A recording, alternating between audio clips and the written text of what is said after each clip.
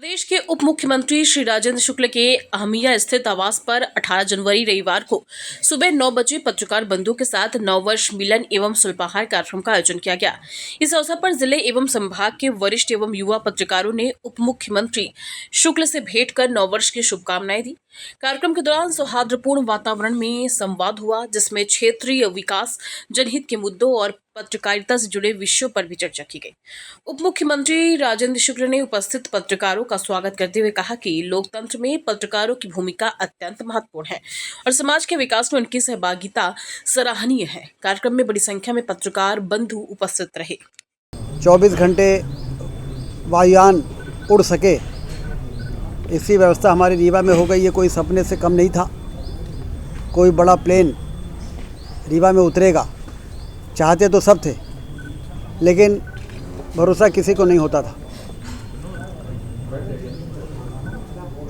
अब ये अधोसंरचना रीवा को निवेश के क्षेत्र में, कोई इस वजह से रीवा आने से नहीं कतराएगा कि रीवा में एयरपोर्ट नहीं है और हवाई वहाँ पहुँचने के लिए हमें बनारस में उतरना पड़ेगा कि जबलपुर में उतरना पड़ेगा कि खजुराहो में।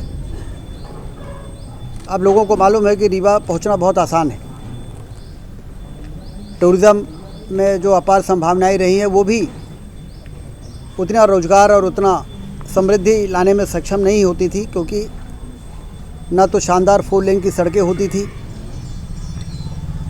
ना ही एयरपोर्ट था और ना ही रेलवे लाइन के विस्तार की जो पुरानी, हम लोग जब कॉलेज में पढ़ते थे तब सुनते थे कि ललितपुर से सिंगरौली रेलवे लाइन यदि बन जाए तो पूर्वोत्तर से हमारा विंध्य क्षेत्र जुड़ जाएगा, मेन स्ट्रीम में आ जाएगा।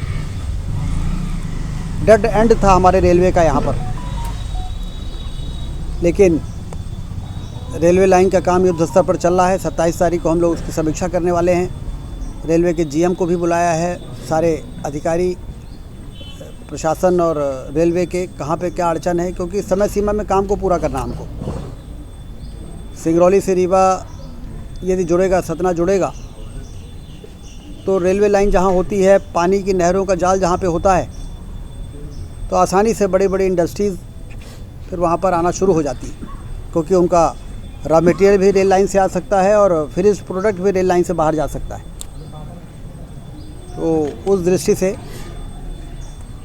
हम तेज़ी से आगे बढ़ रहे हैं। अगले वर्ष हमारा टारगेट है कि 3 लाख एकड़ में जो सिंचाई अभी रीवा को मिल रही है, जिससे रीवा की तस्वीर बदली है, वो 6 लाख एकड़ हो जाए।